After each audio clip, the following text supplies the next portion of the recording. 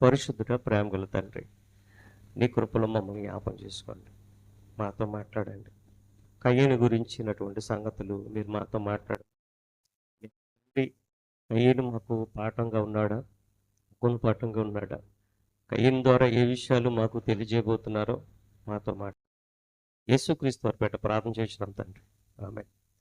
ప్రభునందు ప్రియమైన వాళ్ళరా, మనమందరం కూడా బైబిల్ గ్రంథంలో ఉన్నటువంటి విషయాలు ఖచ్చితంగా ఆలోచన చేయాలి.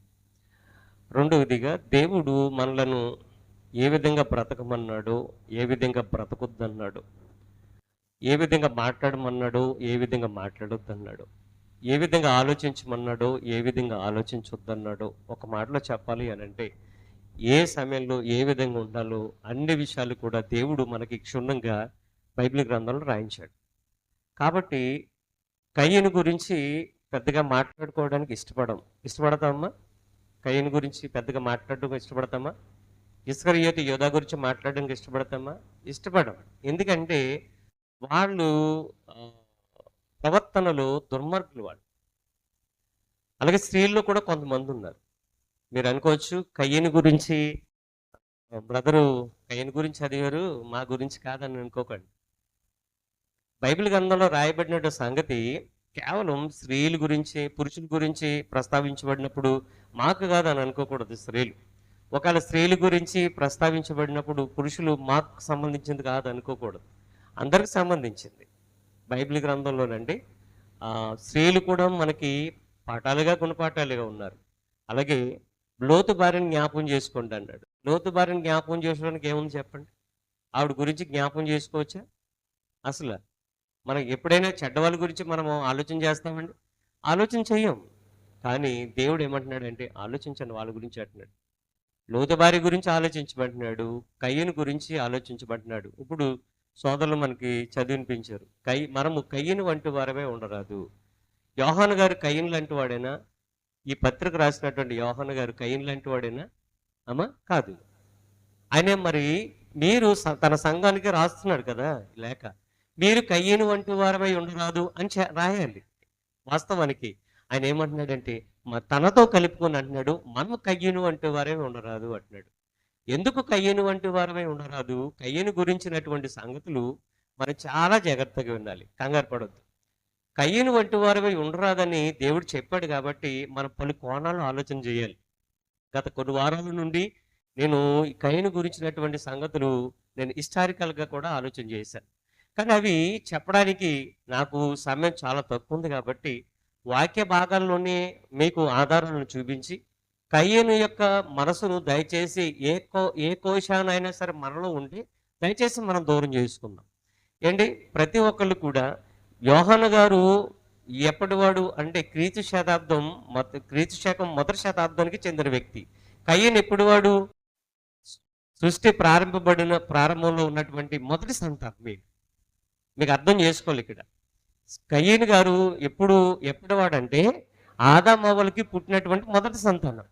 ఎప్పుడు ఇంచుమించుగా 6000 సంవత్సరాల క్రితం వ్యక్తిని ఏంటి ఈయన 6000 సంవత్సరాల తర్వాత ఈయన మాట్లాడుతున్నాడు అని అంటే, మరి మనం కయ్యను గురించి మాట్లాడొచ్చా? ఆలోచించవచ్చా? ఒక భక్తుడే ఆయన గురించి జ్ఞాపం చేస్తున్నాడు. యోధా గారు కూడా మాట్లాడుతున్నాడు. యోధా పత్రికలో చూడండి, యోధా పత్రికలో యోధా గారు రాసినటువంటి పత్రికలో కూడా ఆయన అంటాడు, 11వ వచనం చదవండి. యోధా పత్రిక 11వ వచనం. అయ్యో వారికి శ్రమ, వారు కయ్యను నడిచిన మార్గంలో నడిచారు అంటున్నాడు. కయ్యను ఏ మార్గంలో నడిచాడు?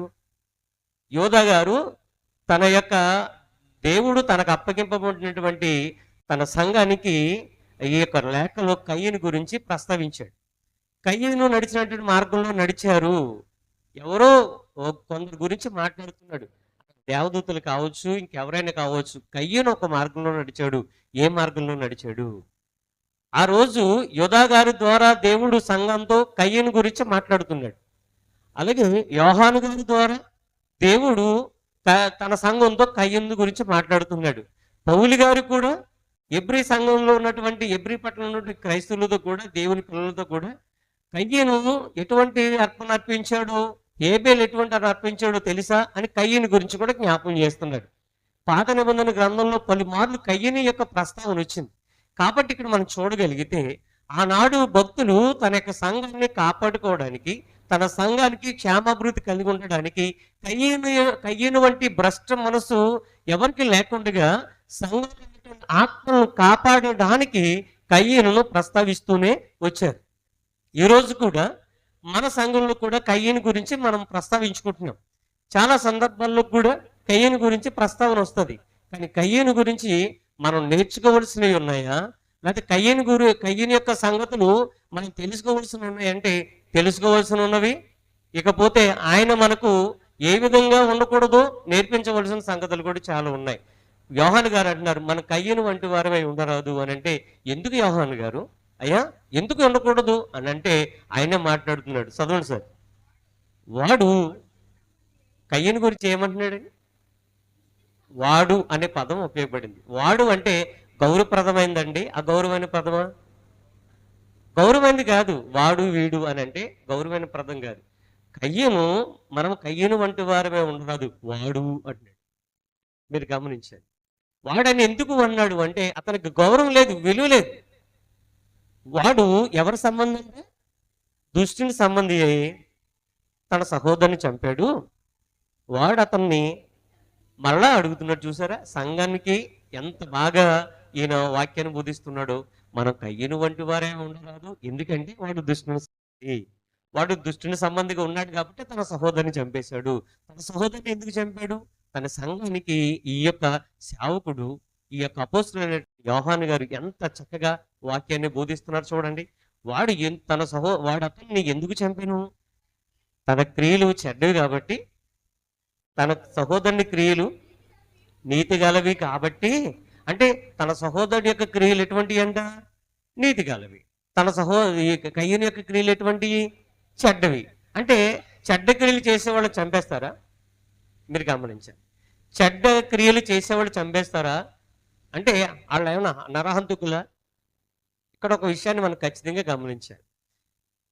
ప్రారంభ శతాబ్దంలో అపోస్తలుడైన పేతురు గారు సంఘంలో నిలబడి వాక్యాన్ని ప్రకటించారు.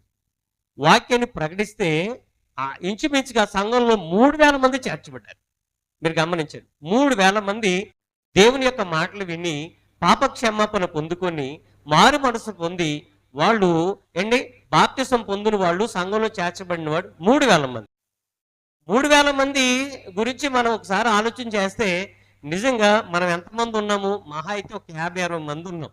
కానీ వాళ్ళు 3,000 మంది ఎలాగున్నారు, మనం 50-60 మంది మన సంఘంలో ఎలాగున్నాం, లేకపోతే 100 మంది సభ్యులు ఉన్నటువంటి సంఘం వాళ్ళు ఎలాగున్నారు, లేకపోతే 1,00,000 మంది ఉన్నటువంటి సభ్యులు ఎలాగున్నారు?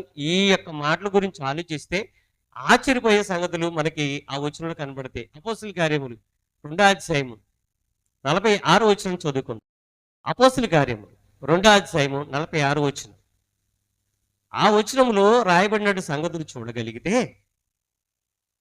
అపోస్తలుల కార్యములు 2వ అధ్యాయం 46వ వచనం. మరియు వారు ఏక మనసులై ప్రతిదినము దేవాలయమును తప్పక కూడుకొనుచు, ఇంటింట రొట్టె విరుచుచు, దేవుని స్తుతించుచు, ప్రజలందరి వలన దయ పొందిన వారు. ఆగుదామండి. ఆ 46వ వచనం చాలా ఇంపార్టెంట్ వచనం. మన ఆత్మీయ జీవితానికి ఈ వచనం చాలా ఉపయోగకరంగా ఉంటుంది. అంటే వారు అనగా ఎవరు అని అంటే పేతురు గారు వాక్యం చెప్పినప్పుడు మారు మనసు పొంది పాపక్షమాపణ పొంది బాప్తిసం పొంది సంఘంలో చేర్చబడినటువంటి ఆ సుమారుగా 3,000 మంది. ఆ 3,000 మందికి ఏ మనసు ఉందమ్మా? ఆ 3,000 మందికి ఏ మనసు ఉంది? ఏక మనసు ఉందంట. 3,000 మంది ఒకే మనిషి కలిగి ఉండడం సాధ్యమేనా? మనం ప్రశ్నించుకుందాం. 3,000 మంది ఒకే మనసు కలిగి ఉండడం సాధ్యమేనా అని అడుగుతున్నాను. సాధ్యం కాదు కదా. మరి ఇక్కడ సాధ్యమైన ఈ వచనంలో సాధ్యంగా కనబడుతుంది. మరి వాళ్ళకి సాధ్యమైనది మనకెందుకు సాధ్యం కాలేదు? ఇప్పుడు సంఘంలో ఏక మనసు ఉందండి. ఇప్పుడున్న సంఘంలో మరి ఎవరో దాకా ఎందుకంటే మన గురించి మాట్లాడుకుందాం. వాక్యం మనమే మాట్లాడుకుందాం. ఎందుకంటే మనము మన జీవితాలు సరిదిద్దుకోకపోతే మరి పరలోకానికి దేవుడు రానివ్వడు. కాబట్టి మనము మన సహోదరులుగా కుటుంబ సభ్యులుగా మాట్లాడుకుందాం. ఎవరు కూడా దయచేసి అపార్థం చేసుకోవద్దు. మనందరికి ఏక మనసు ఉందా? లేదు. మనకందరికి ఏక మనసు ఉందా? చెప్పట్లేదు ఎవరు. లేదు. ఎందుకు లేదు? ఎందుకు మనకు లేదు, వాళ్ళకి ఎందుకు ఉంది, అదే వేసుకుందాం. ఇక్కడ ఎవరిని ప్రత్యేకంగా ఒక వ్యక్తిని మనం ఉద్దేశించి మాట్లాడడానికి లేం కాబట్టి మనకు లేదు అని నిజాయితీగా మనం ఒప్పుకున్నాం ఏంటి. వాళ్ళకి ఉంది 46వ వచనంలో ఏక మనస్కులే అనే మాట చూస్తున్నాం. వాళ్ళు ఏక మనసు ఎందుకు కలిగి ఉన్నారు? పైగా ప్రతి దినము దేవాలయంలో మానుకోకుండా కూడుకుంటున్నారట. మనము ఒక ఆదివారం రావడానికి కాస్త చాలా ఇబ్బంది పడుతున్నాం. అంటే మన యొక్క పని ఒత్తిడిని బట్టో పైగా మనకు ఆదివారం సెలవు కాబట్టి తక్కువగా కూడుకుంటాం. అవునా కాదు చెప్పండి? చెప్పట్లేదు. ఆదివారం సెలవు కాబట్టి మనకి అవకాశం ఉంది కాబట్టి కూడుకుంటాం. ఈ రోజున మనకి డ్యూటీ ఉందనుకోండి, చెప్పాలి, మానేస్తారా? ఖచ్చితంగా మానేస్తాం. మరి ఎప్పుడు కూడుకుంటాం? అంటే ఇక్కడ మనం గమనించవలసిన విషయం ఏంటంటే ఆదివారం మాత్రమే కూడుకోవాలని కాదు. గల్ఫ్ కంట్రీలో ఉన్నటువంటి ఆదివారం కుదరదండి వాళ్ళకి. శుక్రవారం మాత్రమే కూడుకుంటారు వాళ్ళు. శుక్రవారం ఆ దేశంలో ఉన్నటువంటి ప్రభుత్వపు సెలవు దినం ఏదంటే శుక్రవారం. గల్ఫ్ కంట్రీలో ముస్లిం కంట్రీస్ కాబట్టి రోజున కూడుకుంటారు. మనం ఆదివారం మనకి భారతదేశం మన దేశానికి ఇచ్చినటువంటి సెలవు దినం ఏంటంటే ఆదివారం. మనం అందరం కూడా సమావేశం అవుతాం దేవుని సన్నిధిలో. అయితే వీళ్ళు ప్రతి దినము కూడా దేవుని సన్నిధిలో కూడుకుంటున్నారట. ఇంటింటా రొట్టె విరుస్తున్నారు, దేవుని స్తుతిస్తున్నారు, ప్రజలందరి వల్ల దయ పొందారు. ఏక మనసు ఉంటే ఎన్ని పనులు జరుగుతాయి. ఏక మనసు వాళ్ళకి ఎందుకు ఉందే మనకు లేదు అని అంటే వాళ్ళ గుండెల నిండా, వాళ్ళ హృదయం నిండా పేతురు గారు ఏం చేస్తారంటే వాక్యం నింపాడు. వాళ్ళు చెప్పిన యొక్క దేవుని యొక్క మాటలు హృదయపూర్వకంగా వాళ్ళు హృదయం నిండా ఆ యొక్క మాటలు స్వీకరించారు కాబట్టి అన్న వాళ్ళు వచ్చి అన్నారంటే అయ్యలారా మేము మారు మనసు పొందడానికి ఏం చేయాలని అడిగారు. కానీ ఇక్కడ మనం చూడగలిగితే ఆనాటి సంఘంలో మారు మనసు వాళ్ళు పొందడం వలన, పాపక్షమాపణ పొందడం వలన వాక్యానికి విధేయులై మరి హృదయంలో వాక్యం ఉంది కాబట్టి అంటే సుమారుగా 3,000 మందిలో కూడా గుండె హృదయం నుండి ఏముంది? దేవుని వాక్యం నింపుకున్నారు కాబట్టి 3,000 మంది కంది 3,00,000 మంది అయినా 3 కోట్ల మంది అందరి హృదయాల్లో వాక్యం ఉంటే వాక్య ప్రకారంగానే వాళ్ళు బ్రతుకుతారు, వాక్య ప్రకారంగానే ప్రవర్తిస్తారు. అవునే కాదా? అంటే ఇప్పుడు మనకు లేదు అని మన నిజాయితీగా ఒప్పుకున్నాం కాబట్టి ఇప్పుడు మన గుండె మన హృదయం నిండా ఏం నింపుకోవాలి? మనం దేవుని వాక్యం నింపుకుంటే వాక్య ప్రకారంగా మనం ప్రవర్తిస్తాం. గమనించాలి, వాక్య ప్రకారంగా జీవిస్తాం. వాళ్ళు ఏక మనస్సు, ఏక తాత్పర్యం ఏంటి, ఏకభావం. ఈరోజు సంఘంలో, మన సంఘంలోని కాదండి, ప్రతి చోట ఇదే బాధ. మీరు అనుకుంటారు ఏంటి ఈయన శ్రీను బ్రదర్ గారు ప్రతి ఆదివారం రండి, త్వరగా రండి మా అమ్మని అంటారు అనుకుంటారు. కానీ ప్రతి సేవకుడు బాధ ఇది. గమనించండి. అంటే దేవుని సన్నిధిని నిర్లక్ష్యం చేయొద్దు అని ఒక భావంతో నేను చెప్తున్నాను అంతే. కాబట్టి మనం కయ్యను వంటి వారమై ఉండరాదు అని అంటే కయ్యను తన సహోదరుని ఏం చేశాడండి? చంపేశాడంట. నేను ఒక 5 నిమిషాల్లో ముగిస్తాను. అంటే తన సహోదరుని చంపేశాడండి. ఎందుకు చంపాడంటే తన క్రియలు చెడ్డవి, తన మనసు ఏక మనసు కాదు, తన మనసు కలుసుకొని ఉండే మనసు కాదు. ఏంటి ఆది కాండంలో 4వ అధ్యాయంలో కయ్యను పుట్టినప్పుడు అవ్వమ్మ దేవుని స్తుతించిందండి, దేవునికి కృతజ్ఞతలు చెప్పిందండి. దేవా నాకు కొడుకునిచ్చావు, నీకు కృతజ్ఞతలు. దేవా నీ దయ వలన, నీ యొక్క కనికరం వలన నాకు నా భర్తకి నువ్వు ఒక బిడ్డను కనిగ్రహించావు అని కయ్యను ముద్దుగా పేరు పెట్టుకుందండి ఆ తల్లి. అయితే తర్వాత దేవుడు అనుగ్రహించి మరొక బిడ్డనిచ్చాడు, హేబేలుని. అనుగ్రహించిన తర్వాత ప్రియమైన వాళ్ళారా, ఇద్దరికి కూడా ఆదాము హవ్వలకు ప్రథమ సంతానం కయ్యను అయితే రెండవ కుమారుడు హేబేలు. అయితే వీళ్ళిద్దరు కూడా 2 వృత్తులు ఎంచుకున్నారు. కయ్యను ఫార్మర్గా అంటే రైతుగా పొలాన్ని సేద్యపరుస్తున్నాడు, హేబేలు గొర్రెలు కాస్తున్నాడు. వీళ్ళిద్దరికి ఒక ఆలోచన వచ్చింది, మాకు మంచి పంటను దేవుడు అనుగ్రహించాడు, దేవునికి కొంత ఇవ్వాలి అనే ఆలోచన వాళ్ళకి కలిగిందండి. అలాగే గొర్రెలు కూడా మంచి దేవుడు అనుగ్రహించాడు కాబట్టి మేము కూడా కొన్ని ఇవ్వాలనుకొని ఇద్దరికి ఒక ఆలోచన వచ్చింది. దేవుడికి అర్పణ తెచ్చారు. అర్పణ హేబేలు అర్పణ స్వీకరించాడు, కయ్యను అర్పణ స్వీకరించలేదు. ఈ వెంటనే కయ్యనికి కోపం వచ్చింది, ముఖం చిన్నబిచ్చుకున్నాడు, బాధతో ఉన్నాడు. వెంటనే ఆ బాధలో తప్పు చేస్తారని దేవుడు తెలిసి వాక్యంతో హెచ్చరించాడు. దేవుడిని కలగ చేసుకున్నాడండి. ఎవరిని పంపించలేదండి. అవ్వని పంపించలేదు, ఆదాముని పంపించలేదు. దేవుడే వచ్చు ఏమంటున్నాడు, కయ్యను నువ్వు మొహం చిన్నబుచ్చుకున్నావేంటి, నీకెందుకు కోపం వచ్చింది అని అడుగుతున్నాడు. అడిగితే అది సమాధానం చెప్పట్లేదండి. హృదయంలో వాక్యం ఉంటే దేవునికి విధేయులు అవుతాం. హృదయంలో వాక్యం లేదనుకోండి, దేవునికే కాదండి ఎవరికి మనం విధేయులం కావు అని అంటున్నాడు. ఆ, కయ్యను నువ్వెందుకు ముఖం చిన్నబుచ్చుకున్నావు, నీకు కోపమేలా, నువ్వు ముఖం ఎందుకు చిన్నబుచ్చుకున్నావు నాయనా అని ఎంత ప్రేమగా మాట్లాడుతున్నాడండి. అయితే దేవుడు మాట్లాడుతున్నాడు, తన ఈ కయ్యను తప్పు చేస్తాడని దేవుడు తెలుసు, అయినా సరే కయ్యను చేత ఆ తప్పు చేయించకుండా ఉండడానికి దేవుడు మాట్లాడుతున్నాడు. నువ్వు సత్క్రియ చేసిన ఎడల తలనెత్తుకోవా, సత్క్రియ చెయ్యకపోతే వాకిట పాపం పొంచి ఉంటుంది, నీ మీద దానికి కోరిక కలుగుతుంది, కాబట్టి నువ్వు జాగ్రత్త అని దేవుడు చెప్పి వెళ్ళిపోయాడు. ఆ మాటకి లోబడి ఉంటే కయ్యను తన తమ్ముని చంపేవాడు కాదు. కానీ కొంతమంది సంఘంలో వాక్యం చెప్తారు, వాక్యం దేవుని దాసులు చెప్పినప్పుడు వాక్యం వింటారు కానీ పెడచోని పెట్టేస్తుంటారు. అలాగే కయ్యను కూడా తన యొక్క దేవుని చెప్పిన మాటలను పెడచోని పెట్టాడు. అంటే వినలేదండి. నువ్వు తప్పు చేయకు కయ్యను, నువ్వు తప్పు చేస్తే తలదించుకుంటావు. వాకిట అంటే నీ ముందే పాపం పొంచి ఉంది, పాపం నీ మీద అధికారం చాలేస్తుంది, పాపానికి నీ మీద నిన్ను ఏలాలని కోరుకుంటుంది, జాగ్రత్త, సత్క్రియ చేస్తే తలనెత్తుకుంటావు, ఒకవేళ చెయ్యకపోతే తల దించుకుంటాను హెచ్చరించాడు. తన తమ్ముని చంపేశాడని అదే మాట్లాడుతున్నాడు. తన తమ్ముడిని ఎందుకు చంపేశాడు అంటే తన క్రియలు చెడ్డవి, దేవుడు ఆ యొక్క అర్పణ అంగీకరించకపోతే కయ్యని చంపేస్తాడండి తన తమ్ముడిని. అందుకనే ఆ మాట మరలా చదువుకుందాం. యోహాను గారు రాసినటువంటి మొదటి పత్రిక 3:12 మన కయ్యను వంటి వారమై ఉండకూడదు. ఏంటి, వాడి యొక్క ఆలోచన మనలో ఉండకూడదు, వాడి తలంపులు మనం ఉండకూడదు, వాడి యొక్క విధి విధానం మనం ఉండకూడదు, వాడి యొక్క ఆలోచించే విధానం కానీ వాడి యొక్క నైజం కానీ మనలో ఉండడానికి వీలేదు. ప్రేమైన వాళ్ళరా, మనం హేబెల్లాగా మనము అనుకుంటూ కయ్యంలాగా బ్రతికేస్తున్నామేమో ఒకసారి మనకు మనం ప్రశ్నించుకుందాం. ఏంటి, మనం వాడు దుష్టుడి సంబంధి, ఎవరి సంబంధి అయ్యాడు, అతని క్రియలు చెడ్డవి కాబట్టి చెడ్డ క్రియలు చేసే వాళ్ళందరూ కూడా దేవుని సంబంధులు కారు. ఏంటి, మంచి క్రియలు చేసే వాళ్ళే దేవుని సంబంధులు అని వాక్యం చలవిస్తుంది, నేను కాదు. ఎవరు చెప్తున్నారు, దేవుడు చలవిస్తున్నాడు. కాబట్టి ప్రియ సహోదరి సహోదరులారా, మనం ఖచ్చితంగా మనం ఆలోచన చేయాలి. మనము మన సహోదరుని ప్రేమించకపోతే, కనిపించే మన సహోదరుని ప్రేమించలేనప్పుడు కనిపించని దేవుని మనం ప్రేమించలేము అనే విషయాన్ని గమనించాలి. ఏంటి, ఇంకొక మాట చూడగలిగితే యోహాను గారు రాసినటువంటి మొదటి పత్రిక 4:21 చదువుకుందాం. యోహాను గారు రాసినటువంటి మొదటి పత్రిక 4:21 దేవుణ్ణి ప్రేమించేవాడు తన సహోదరుని కూడా ప్రేమింపవలనని ఆజ్ఞను మనము ఎవరి వలన అంటే యేసుక్రీస్తు వారి వలన పొందున్నాం. అంటే నువ్వు నిజంగా దేవుని ప్రేమిస్తే నీ సహోదరుని ప్రేమించాలి. నీ సహోదరుడు అంటే నీ తల్లి కడుపు పుట్టిన వాడే కాదు, సంఘంలో ఉన్న ప్రతి ఒక్కరు కూడా నీ సహోదరులే. గమనించండి, ప్రతి ఒక్కరు కూడా నీ సహోదరులే.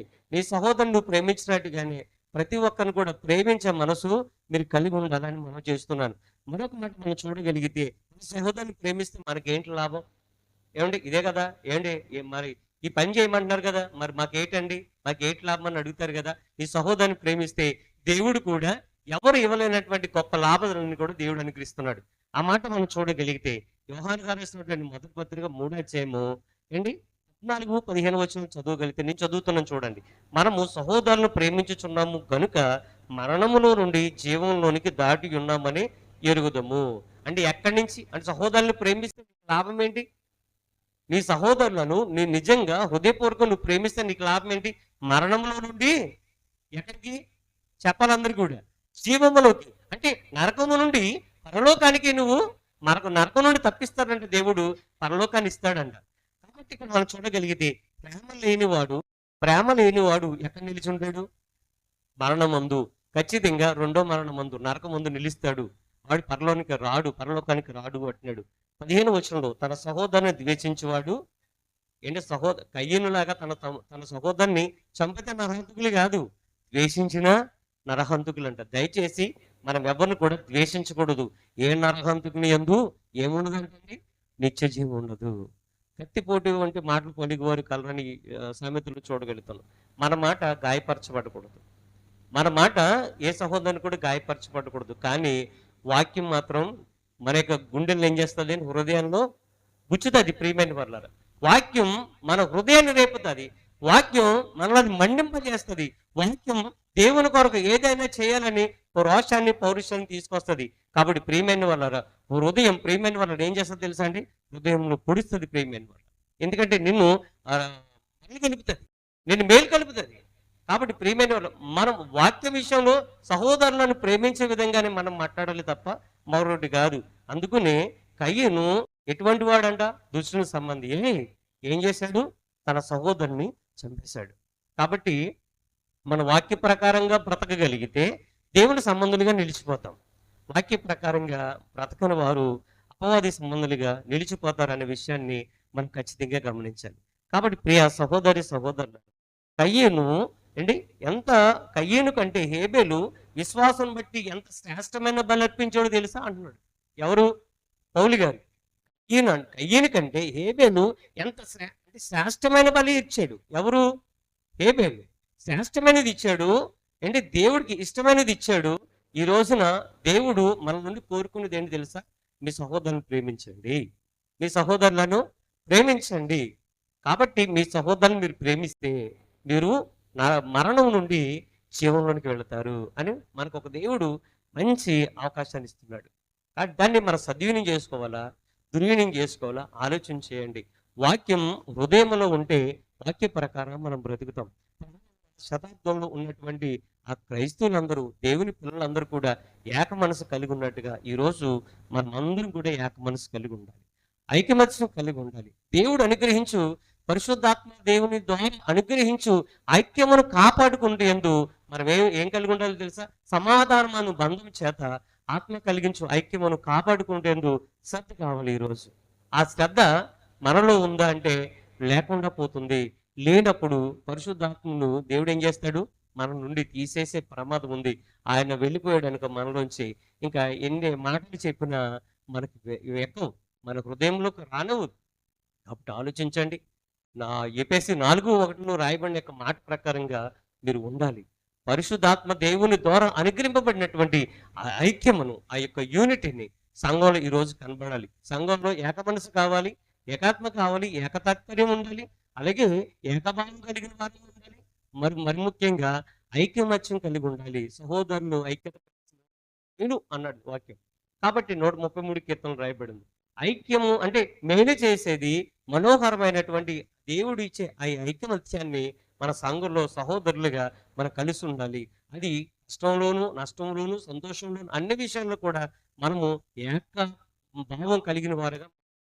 ఐకమత్యం అనేది ప్రియమైన వాళ్ళరా ఎప్పుడు మనకు వస్తుందంటే వాక్యం మనలో ఉన్నప్పుడే వస్తుందండి. మనము ఒకే సమయానికి దేవుని సన్నిధికి రాగలుగుతాము, ఒకే సమయం దేవుని సన్నిధి వెళ్ళగలుగుతాం. ఎక్కడికైనా సరే దేవుని పని ఉన్నప్పుడు వెళ్ళడానికి అవకాశం ఉంటుంది. మరి వెళ్ళాలని మనసు కూడా మనకు ఉంటుంది. కాబట్టి ఆలోచన చేయండి. దేవుని యొక్క కృప మీకు, మీ కుటుంబాలకు సర్వకాలం తోడే ఉండి నడిపించును గాక. ఆమేన్. అందరికీ వందనాలు.